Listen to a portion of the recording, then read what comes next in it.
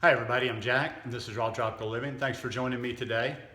Today I want to talk about two books that I highly recommend to all raw vegans out there. Actually, all vegans in general. It's a really good read, and we'll get into that in just a minute. Yesterday was I've been having a really good weekend. Yesterday I met somebody at the market. I had a new friend now who had seen my channel, and she had contacted me, and she met me at the market in Alajuela yesterday, and after we shopped, well, I had mostly shopped by the time she got there. She bought a few things, and then we came back up here to the mountain and just had some food and nothing serious. She mostly ate mangoes, and I made a couple of banana smoothies, and we just sat around and talked, and it was real nice getting to share some energy with another raw vegan. And to be honest, she was 23 years old and was probably had the best outlook on this lifestyle that I've seen in a long time. She just had a real practical approach to it, wasn't too serious. Just talked about, hey, I just want to enjoy good food, enjoy good fruit while I'm down here. So that was really nice. Been getting sun. I took one day off yesterday, but just got out there again today. And yeah, life is good here on the mountain, always. Okay, so what I wanted to talk about today, the books I'm talking about, I've mentioned them before when I've talked about resources, but I wanted to talk about these just by themselves so they don't kind of get lost in the shuffle. Both books are by Brenda Davis. I've mentioned her name a number of times, and also too, which I always seem to leave out, is they're co-authored by, and I had to write this name down, Visanto Melina. Greek-American woman, I believe. I know her daughter's an actress, used to be on CSI New York, a couple of other things. But anyhow, she's like the co-author on this. But I've got both books here, and what I wanted to do today is I'm just going to go through the table of contents and kind of tell you what both of them are, what's included in both of them. Because, when you just tell somebody a title, it really doesn't get into it, like really what they offer.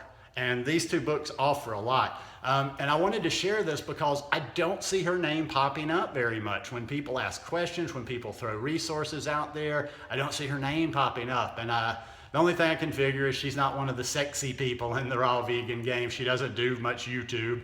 Not even sure she has a YouTube channel. I've seen talks of hers that other people have recorded and uploaded, but yeah, she's not a YouTuber. She's not part of the whole little buzz. She doesn't do groups. I've never seen her anywhere. I don't even know if she does social media. So, a lot of people just are not talking about her, and I think some of her information is the most fantastic out there. Now, the two books are a very similar title. One is Becoming Vegan, and the other one is Becoming Raw. And I just happen to have both of them on my iPad. So she goes way back through different things. She goes, the first chapter, Vegan Awakenings, Animal Foods, Uncovering the Cost, Common Sense and Compassion, The Journey, The Vegan Journey. And another good thing about these books too, especially on becoming vegan, it's like, instead of constantly going to your group on social media and just floating that question out there, what do I tell my folks about this? Have some resources that you got in your hands that you can share stuff and you can explain some of the stuff you're doing. Because this gets into all of the details and all of those questions that people are constantly asking vegans. And then in the next book, we'll talk about what people are constantly asking raw vegans. Are vegan diets safe and adequate? Implications of vegan diets on chronic disease, heart disease, cancer, diabetes. Treatment of diabetes with vegan diets. She's been very involved in, it's not the Marshall Islands, it's a chain of islands where she's been involved with a long-term project on diabetes. Osteoporosis, and she has recommended resources on all of that. The next chapter, plant protein, the source of all, let's see what that one says, the source of all essential amino acids. What else is more asked than where do you get your protein? So there you go. You've got these questions answered for you right there. How much protein do we need? Quality of protein. Chapter 4, big fat lies, cutting through the confusion. All this is good stuff. It's exactly what people are asking every day. A fatty acid primer, the fat debate, how much fat is optimal, the neglected nutrients. Can vegans get enough essential fatty acids? See, all these heavy-hitting questions that not in a million years would I be able to answer, and practical guidelines for vegans. Fat and perfect balance. And like everything, you take it with a grain of salt. I might not agree with every 100%, but she's got some good information. The two faces of carbohydrates. Carbohydrates close up. The carbohydrate controversy. Carbohydrate common sense. Focus on fiber. Chapter 6, prospecting for minerals. Uncovering calcium deposits. Iron. Talking about zooming in on iron. On zinc. Other minerals that you need to focus on, different vitamins, and how, are we getting all of them? How do we get all of them? Chapter 8, phytochemicals, phytochemical basics, powerhouses, the protection. And then towards the end, she has like some of the practical stuff, the vegan food guide with practical pointers, meal and menu planning using the vegan food guide.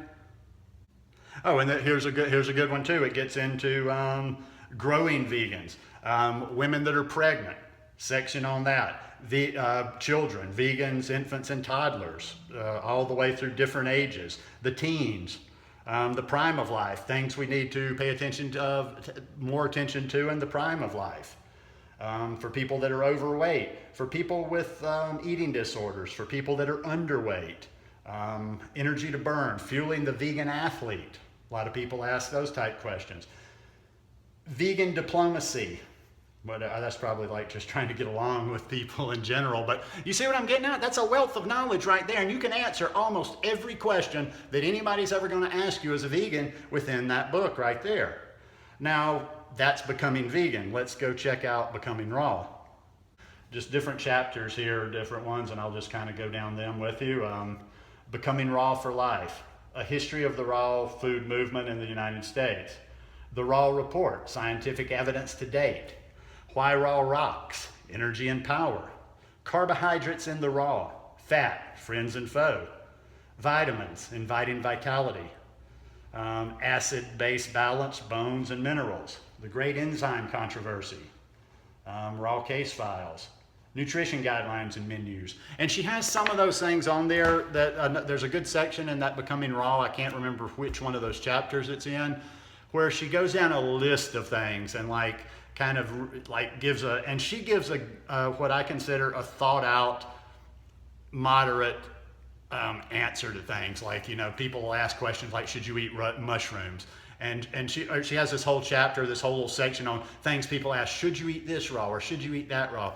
And mushrooms are popping into my head. Mushrooms are one of the things, says, yes, they do have toxins in them, and they're not something that you want to eat all the time, but by dehydrating or by marinating, that they're okay for every once in a while. You don't want to make it. I'm probably not explaining that well. In other words, she kind of gives it a grade, like certain things, like, yes, you shouldn't do this.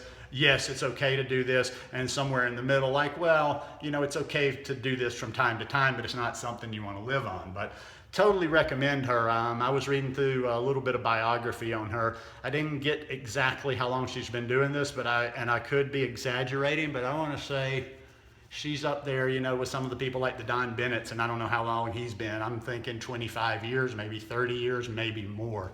I know she's been writing her books since, I think the first date I saw on there was 1994. So this is somebody that hasn't just popped onto a YouTube scene or whatever. This is somebody that spent their life studying this stuff. This is somebody that knows this stuff, somebody that knows the science of this stuff. And that's important. And that's where you should be getting some of your sources. I love you to come watch me, but that's why I try to do what I do.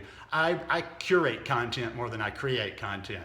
Like I could make a video, I could take her book and I could make a video out of everything in that book, but crazy old hippie looking Jack ain't going to explain this stuff how the source is going to explain it. So where I want you to keep coming back and watching my videos, please, please, please, open yourself to real sources that are outside of YouTube. Go to the source. Go to the sources and not just hearing them through the voices and through the opinions and seeing through the eyes of other people.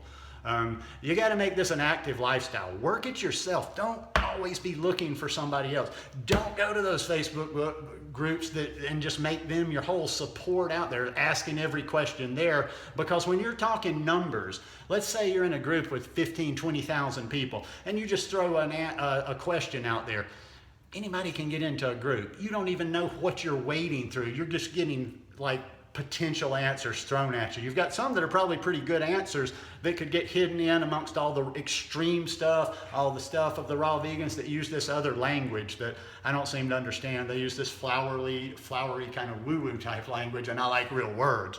But yeah, you know, develop yourself some resources. I could cut myself off tomorrow and I got enough resources here right now. I don't need to plug into anything ever again. I could just study my resources because I've got them. I've got 80-10-10. I've got these two books. I've got Dr. Morse's Miracle Detox Diet book. What else? I've got T. Colin Campbell, both of his books. So boom, you know, I've got some serious resources there, and I would highly advise that you start, you know, looking into some of the authorities in these lifestyles, you know, people that have been doing this a long time, you know. I know these young, good-looking kids, it's sexy watching their channels and stuff, but nothing beats experience. Nothing beats experience, and there's a wealth of them out there. Unfortunately, some of the older people that have been doing this a long time, they're older people and they don't do a lot of technology and they don't make videos and we don't get that much interaction with them. So that's why I like to try to dig out, you know, sources like this. So anyhow, hope you guys enjoyed this one. If you like it, please give me a thumbs up. If you would, hit that subscribe button over there and come back to watch more. When you hit the subscribe button, click the little bell and check send me notifications so it'll keep you subscribed to the channel. And I hope you all have a wonderful week. Peace.